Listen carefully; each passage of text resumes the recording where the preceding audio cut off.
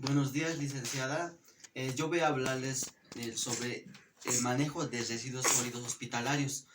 El, cómo saber el manejo de estos residuos, que pueden ser, que también entre estas son algunos infecciosos y algunos también son eh, que no son tan infecciosos para nosotros. Y conocer también el riesgo de estos residuos, para que pueden ser, para que puede tener un gran riesgo para nosotros, para el personal que lo manipula y también para el personal de salud dentro de un establecimiento de salud.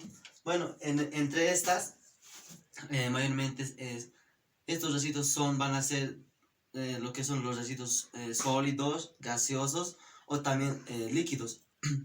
Y bueno, entre estas mayormente van a ser, como bien dice acá, el resultado de una actividad ejercida por el generador. Mayormente estos residuos se generan lo que es en los hospitales, en los cuales estas, eh, estos hospitales generan residuos de varios tipos. Y también estos establecimientos de salud también van a ser los encargados de prevenir y reducir los riesgos de salud que pueden que puede causar a cada persona, en lo cual estos residuos pueden ser muy infecciosos si lo hacemos con un mal manejo. Entre estos residuos hospitalarios se dividen lo que son en clases, se dividen en lo que son en tres clases. En la primera, lo que son la clase A de residuos infecciosos, la clase B de residuos especiales y por último la clase C, que son los de residuos sólidos comunes. Con lo que son la clase A de residuos infecciosos, mayormente estas son generados por algunos, en los hospitales mayormente son generadas estas se encuentran lo que son los residuos que son altamente patógenos, que tienen una concentración de microorganismos que nos pueden causar alguna enfermedad para nuestra salud. En lo que es empezando con lo que es la subclase A1, esta clase se divide en lo que son en subclases, 6 subclases, en lo que es la primera, la subclase A1, que es, entre estas van a ser de tipo biológico y cultivos. Estas mayormente van a ser provenientes de lo que son de laboratorios clínicos y laboratorios microbiológicos. Porque mayormente estas se van a encontrar en lo que son muestras que contengan agentes patógenos infecciosos. En lo que es también la subclase A2, entre estas mayormente se encuentran lo que son en sangre, en fluidos corporales. También van a ser los hemoderivados, en lo que se encuentra la sangre, en los fluidos corporales, que también estas pueden ser infecciosas. Y también pueden ser algunas bolsas de sangre que ya pueden estar pasadas o vencidas para su utilización. En lo que es también la subclase A3, que van a ser de tipo quirúrgico y patológico. Estas también, en lo que son los quirúrgicos, van a ser algunos instrumentos anatómicos que van a entrar en contacto con el paciente. ¿Por qué? Mayormente estos son los que nos van a provocar una infección. En lo que es la subclase A4, estas mayormente van a ser los cortopunzantes, estos cortopunzantes que van a entrar en contacto con el paciente.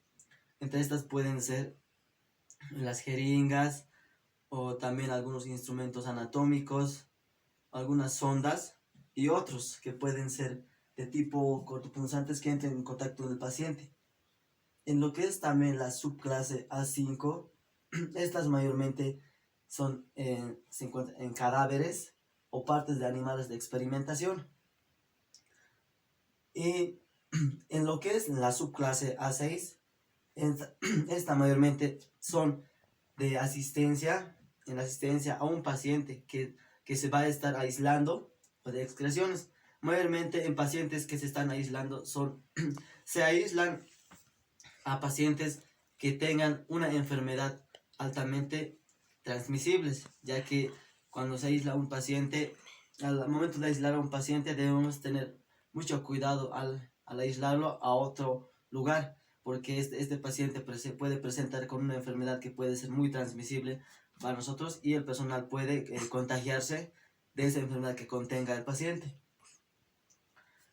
Bueno, en lo que es también, continuando con la clase A, mayormente entre estas se van a generar en un total de estos residuos infecciosos en un 40%, ya que también se genera un poco más, eh, tiene una cantidad de generación que es en un 40%, que también entre esa cantidad son infecciosos.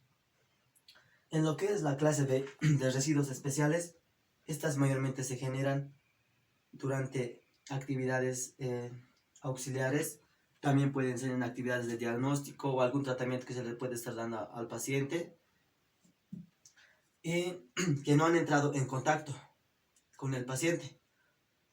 Bueno, entre estas también se van a dividir en tres clases, lo que son en subclases, perdón. Se va a dividir en la subclase A1, en la subclase 2 y en la subclase 3. En lo que es en la subclase A1, mayormente entre estas van a ser residuos radioactivos, que estas mayormente van a provenir de laboratorios químicos, biológicos o de algún laboratorio de investigación que se esté realizando. Bueno, en lo que es la subclase B2, que son de residuos sólidos, residuos farmacéuticos, mayormente se van a encontrar en lo que son en fármacos o medicamentos que se esté utilizando, ya que algunos fármacos estén vencidos, y también entre estos fármacos, entre los más peligrosos son los antibióticos y las drogas citotóxicas.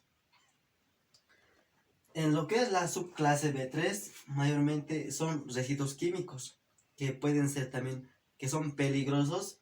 Entre estas mayormente van a estar las sustancias o químicos tóxicos, corrosivos y algunas sustancias que son inflamables, que también pueden ser,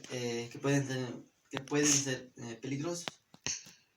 Bueno, entre estos residuos especiales, entre estas se van a generar en un total de un 4% de estos residuos, ya que no son tanto, digamos, en general estos residuos, porque es mínimo, digamos, el 4%, que no es lo mismo que los residuos infecciosos.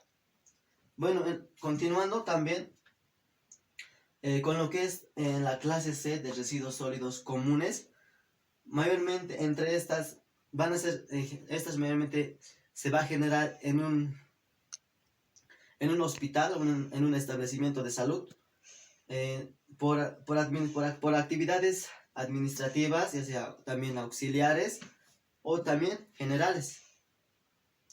Mayormente estas se generan en gran cantidad. Entre estas se van a generar lo que son cartones, plásticos, también algunos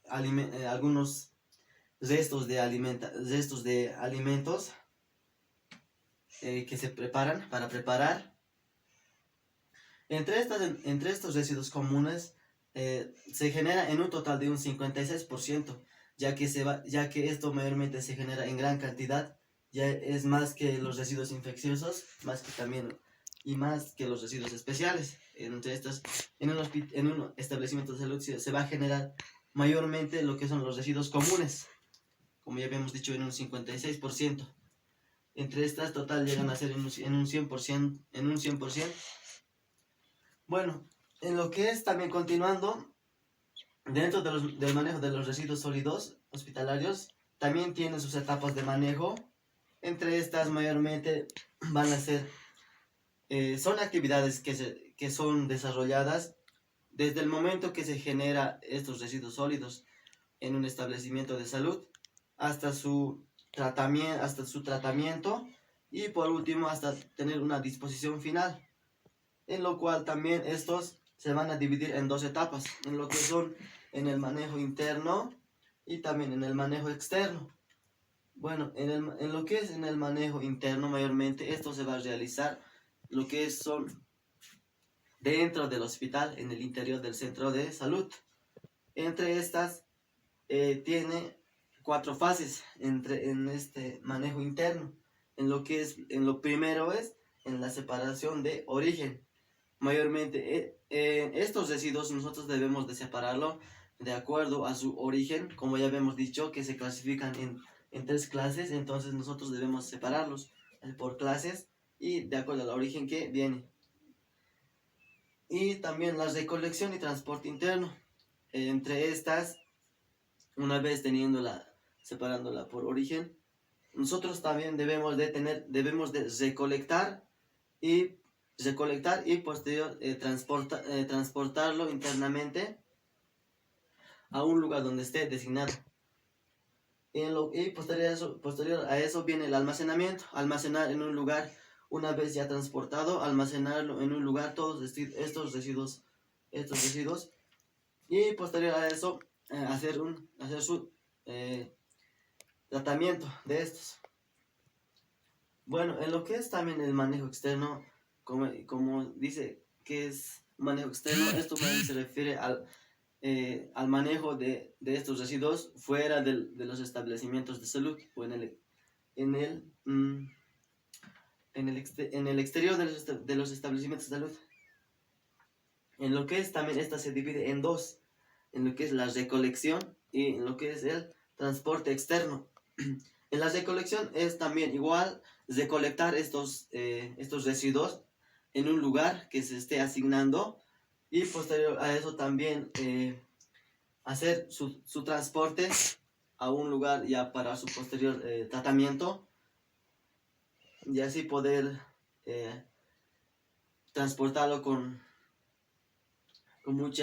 cuidado y también bueno, es bueno también conocer estas etapas de manejo, porque ya si lo hacemos, si realizamos un mal manejo de estos residuos, podemos transmitirnos de alguna infección al manejar, porque ya que se encuentran también entre estos residuos infecciosos.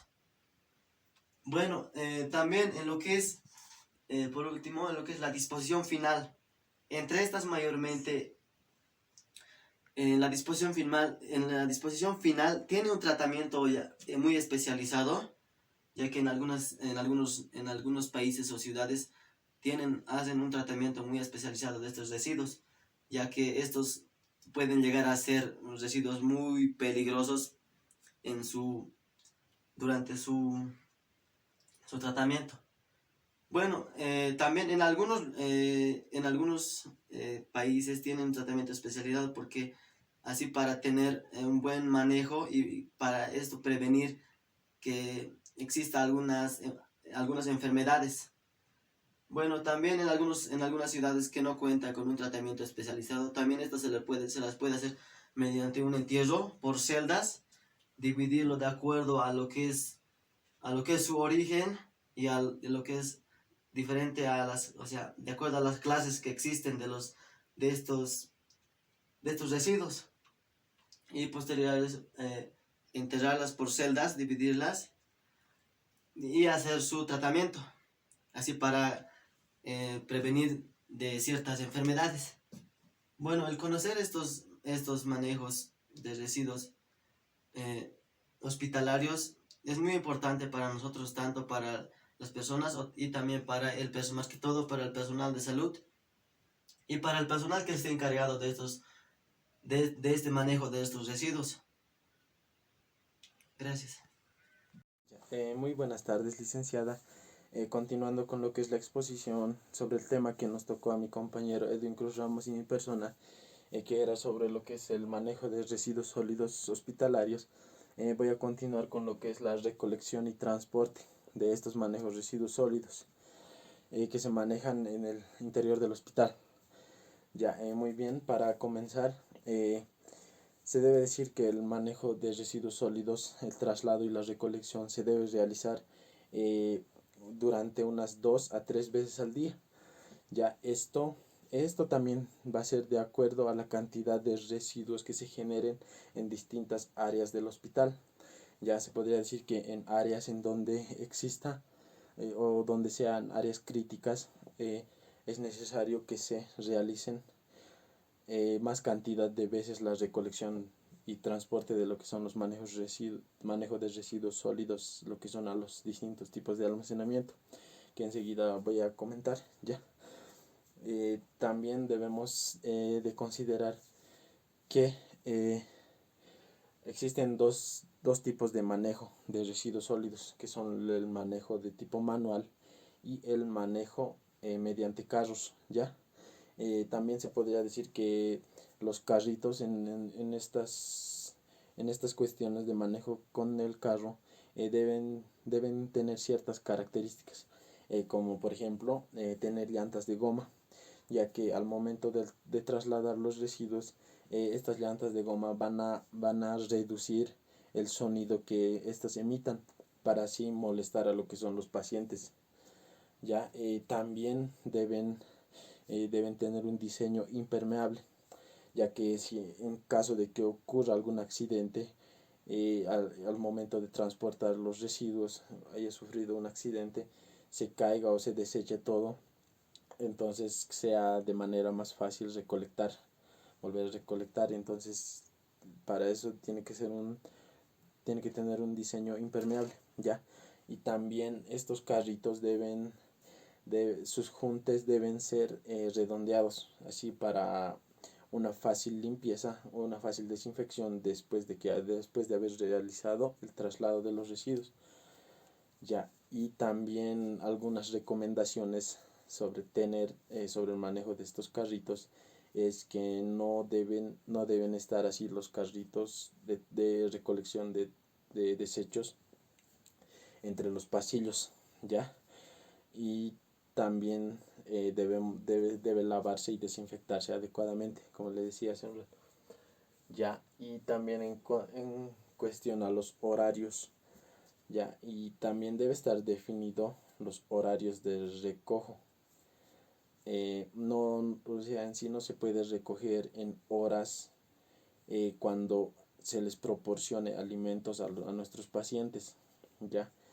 En horas de cena, en horas de almuerzo, en horas de desayuno, no se puede recoger en estas horas, ya. Y también tampoco se debe recolectar los desechos en horarios de visita, en horarios en que los familiares de nuestros pacientes los visitan a ellos. No debemos recolectar lo que son los desechos sólidos, ya.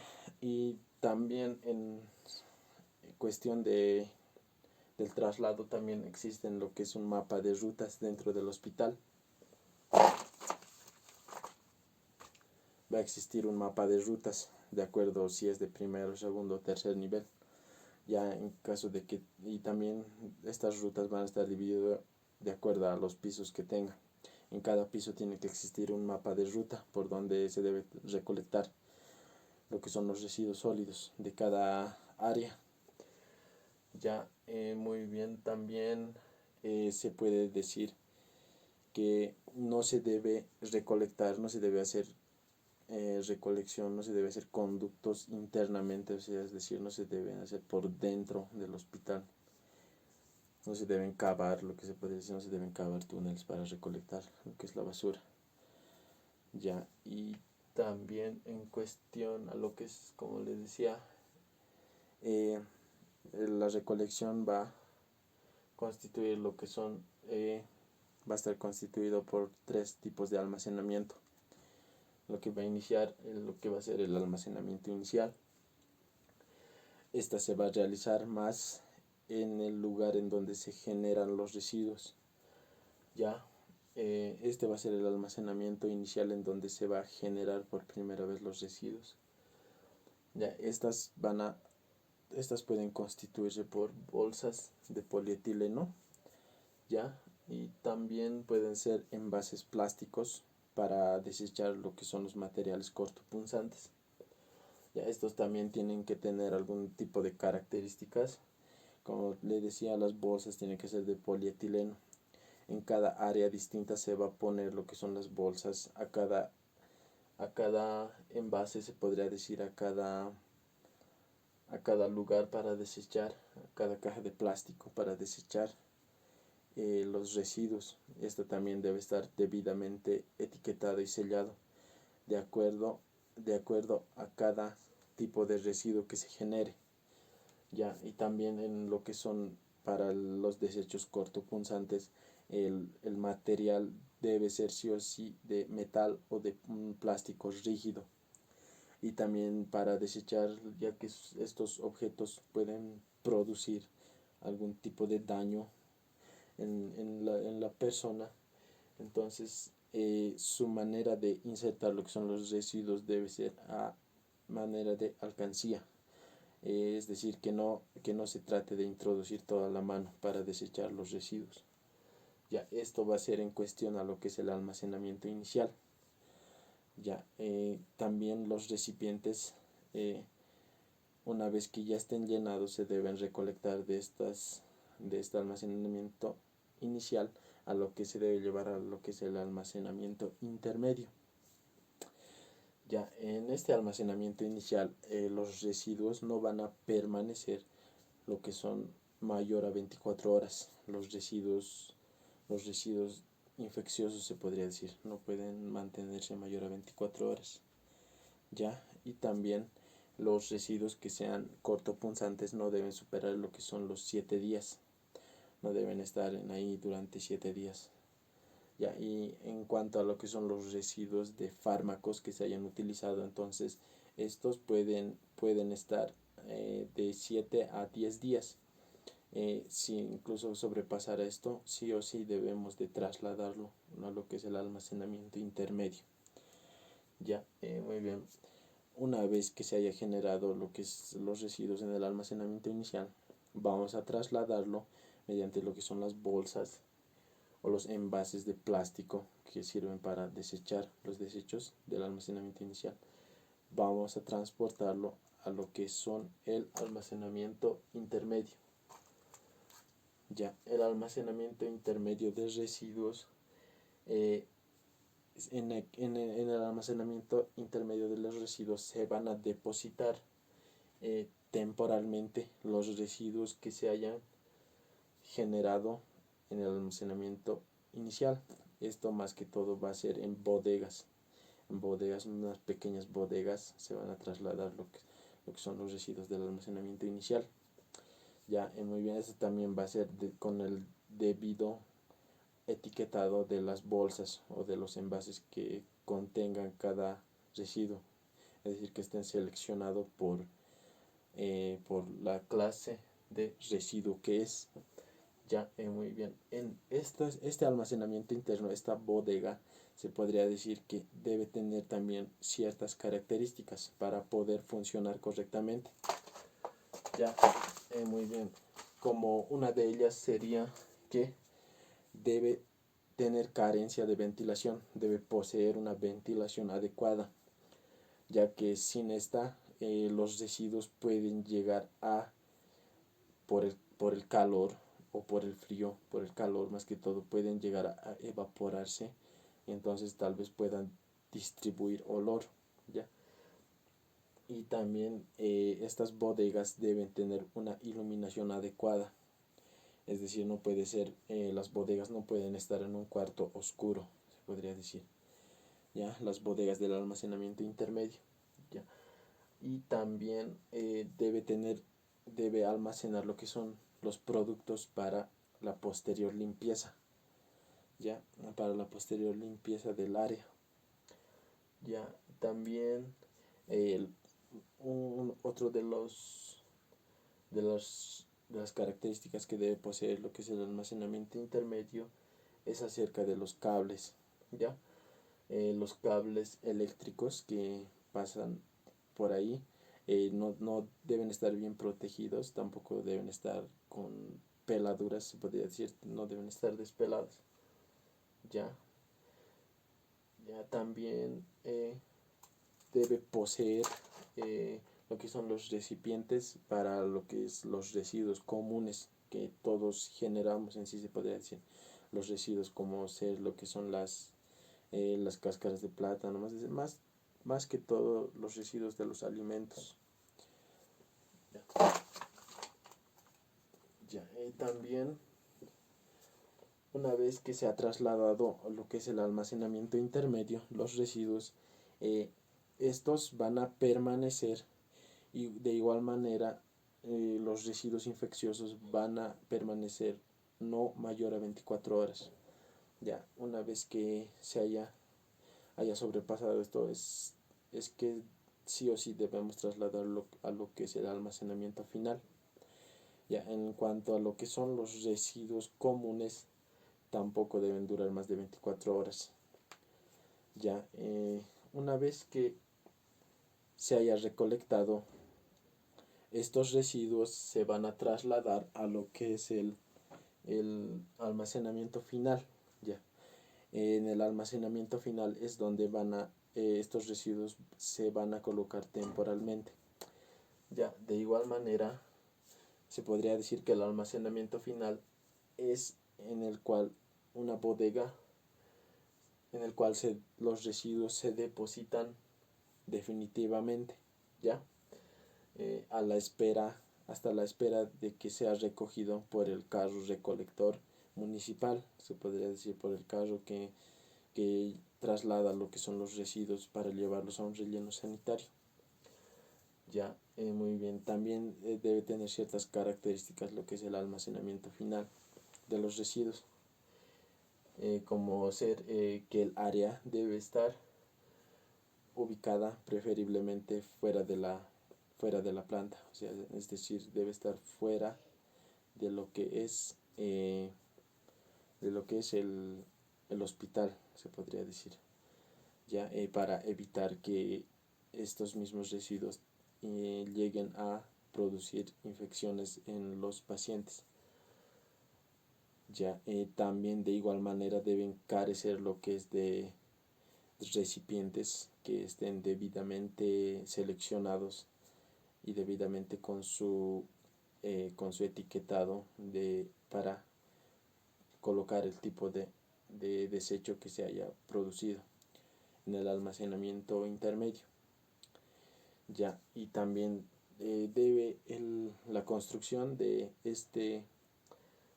almacenamiento final debe poseer ciertas características para que funcione correctamente, como lo que es en cuestión a la construcción, debe estar bien construida en un lugar donde no afecte el clima. Se podría decir que el clima, como les decía, el clima también puede llegar a evaporar lo que son si es un clima cálido, puede llegar a evaporar los residuos, puede producir algún tipo de infección. Ya, también tiene que estar debidamente techado para evitar un riesgo de inundación, ya, y también debe ser debe ser resistente a lo que son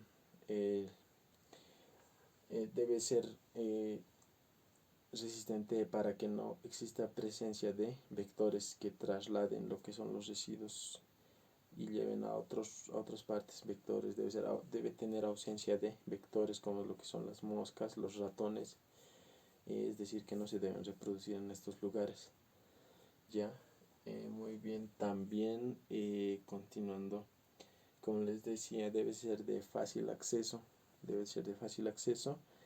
y debe tener la capacidad para almacenar por lo menos unas 3 veces la capacidad que tiene de almacenar el almacenamiento intermedio. Debe tener 3 veces la capacidad de almacenar lo que son los desechos, este almacenamiento final.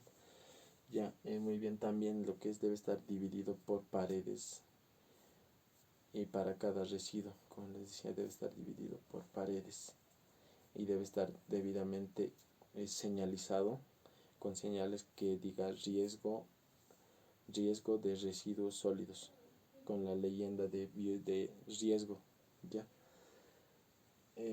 muy bien, también En aquí los desechos deben estar etiquetados, como les decía, con su respectivo nombre, el hospital, el área en el que se ha generado los residuos, ya también el peso que tiene cada residuo y la fecha en la que se ha recolectado, ya. Y por último está lo que es el tratamiento de estos residuos. Ya, muy bien, para el tratamiento. Bueno, antes de pasar al tratamiento,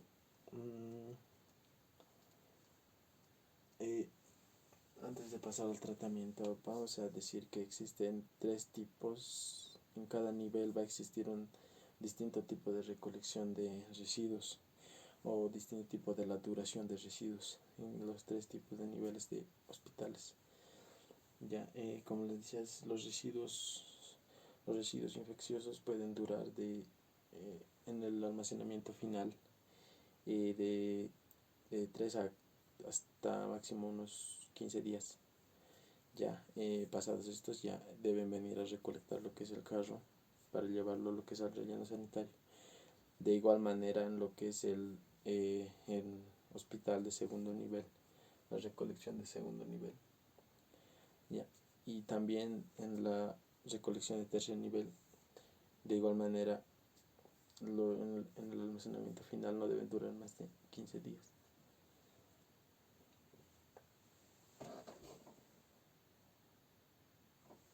Ya. En cuestión a lo que son los residuos infecciosos, estos sí no deben durar mayor a 24 horas. En los que pueden durar hasta 15 días son los residuos comunes, pero estos se pueden aprovechar en sí dentro del hospital, ya que los residuos que se generan como residuos comunes, lo que son los cartones, se puede reciclar, se puede volver a utilizar, y también lo que son los residuos de las cocinas se pueden volver a utilizar como abono para los jardines de los hospitales. Ya, muy bien. Luego, pasando a lo que son el tratamiento, ya en el tratamiento existen distintos tipos para el tratamiento de lo que son los desechos. Ya, uno de ellos está lo que es el tratamiento por incineración, como podemos ver aquí en una imagen. El tratamiento por incineración. También existe lo que es el tratamiento por autoclave y lo que es el tratamiento por desinfección química. Ya, muy bien. Aquí tengo una pequeña tabla en la que explica la comparación entre los métodos de tratamiento. Como podemos observar, en la incineración no se requiere ningún tipo se podría decir, ningún tipo de material para incinerar. Ya, no se requiere ningún otro tratamiento adicional para incinerar. Ya, en el autoclave, más que todo se tiene que realizar antes de meter el autoclave en una compactación de lo que son los desechos. Y en la desinfección química se debe triturar compactando. Esto de igual manera es opcional. Ya, y también otro de los insumos que son utilizados en la incineración va a ser lo que es el combustible. Se va a necesitar combustible para incinerar. Ya, en el autoclave se va a utilizar lo que es la agua y la electricidad. Ya, y en la desinfección química se va a necesitar desinfectantes químicos, y también de igual manera se va a necesitar electricidad. Ya, y también las desventajas de lo que es la incineración: va a producir lo que es la contaminación ambiental. Ya, durante la incineración se va a producir contaminación ambiental. Ya, una de las desventajas también en lo que es el tratamiento por autoclave va a ser lo que es el aumento del peso por adicionamiento de agua a lo que son los desechos. Ya, el otro tratamiento, que son por la desinfección química, una de las desventajas también va a ser que se usan en esta desinfección química, se van a usar tóxicos y esto puede de igual manera realizar una contaminación ambiental. Ya, también uno de los riesgos que existe durante el tratamiento por incineración va a ser que esto va a producir, se va a hacer con productos irritantes y cancerígenos. Ya. En el autoclave, los riesgos que va a existir para el personal que los realiza aún no se ha demostrado en el autoclave. Ya en los riesgos que se va a producir por lo que son la desinfección química es que los productos también de igual manera pueden producir cáncer o pueden producir irritaciones. Ya, y luego aquí podemos ver también lo que es la recolección y transporte externo, es decir, que viene a recolectar lo que es el carro municipal para llevar lo que son los residuos a un relleno sanitario para realizar el debido tratamiento. Ya, muy bien, como aquí podemos ver, esto cada vez que llegue al hospital para lo que es trasladar los residuos, recolectar los residuos y trasladarlos al relleno sanitario, externamente, fuera del hospital, se debe necesitar de un personal adecuado y capacitado que ayude y que coopere para el traslado de lo que son los residuos al exterior, ya que estos podrían llegar a contaminar a las personas, ya que podrían infectar, ya que estamos hablando que los residuos que se producen dentro de los hospitales potencialmente son muy infecciosos. Ya, y no es así tanto como lo que son los residuos comunes. Ya, también en cuestión a lo que es el relleno sanitario, también debe existir un área específica que sea solo para residuos infecciosos o para residuos farmacéuticos. Por ejemplo, algunas piezas de cadáveres se puede, es decir, algunas piezas de cadáver se pueden incinerar, pero algunos residuos que son infecciosos o químicos, algún tipo de riesgo biológico, estos deben ser llevados en un lugar específico para que no se expanda. Es decir, que los microorganismos, en caso de que sea un residuo biológico infeccioso, estos en un lugar específico pueden llegar a reproducirse, si en el caso que no lo lleguemos a tratar bien. Es por eso recomendable que estos rellenos sanitarios deben estar alejados de lo que son la población o alejados de una ciudad para que eviten así las personas llegar a infectarse con lo que son estos desechos que se generan en los hospitales. Ya, y también por el riesgo que existe en el que se puedan llegar a multiplicar y que no puedan llegar a morir.